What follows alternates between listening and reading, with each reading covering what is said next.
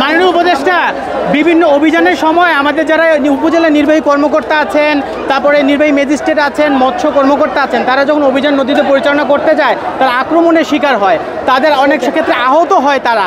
সেক্ষেত্রে আমাদের যারা মৎস্য কর্মকর্তা তারা আপনার কাছে দাবি রেখেছেন যেন আইনশৃঙ্খলা বাহিনী, নৌবাহিনী থেকে শুরু করে এদেরকে বৃদ্ধি করা হয়। সেক্ষেত্রে বৃদ্ধির ক্ষেত্রে কতটুকু ফোর্স এই নতুন বাংলাদেশে কতটুকু শক্তিশালী হবে আইনশৃঙ্খলা বাহিনী?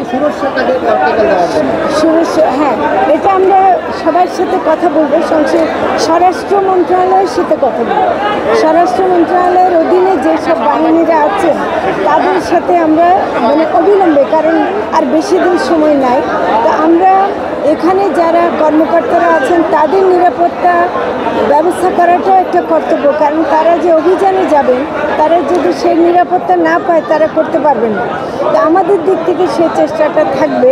আমরা স্বরাষ্ট্র মন্ত্রণালয়ের সাথে কথা বলবো, আলাদাভাবে নৌবাহিনীর সাথে কথা বলবো, কোস্টগার্ডের সাথে কথা বলবো, নৌ পুলিশের সাথে কথা বলি।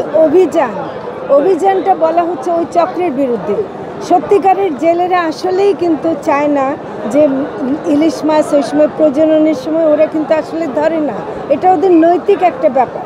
কিন্তু যে চক্র ওরা তাৎক্ষণিক মুনাফা চায়, ওরা মুনাফার জন্য এই সময় যেহেতু কেউ ধরবে না ওরা এই সুযোগটা নিতে চায়।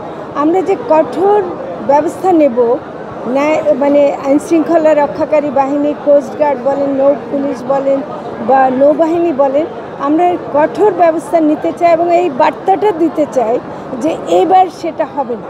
এবার সেটা করার চেষ্টা করাটা তাদেরকে আহ্বানও জানাবো, তারা যেন নিজের থেকে এর থেকে বিরত থাকেন।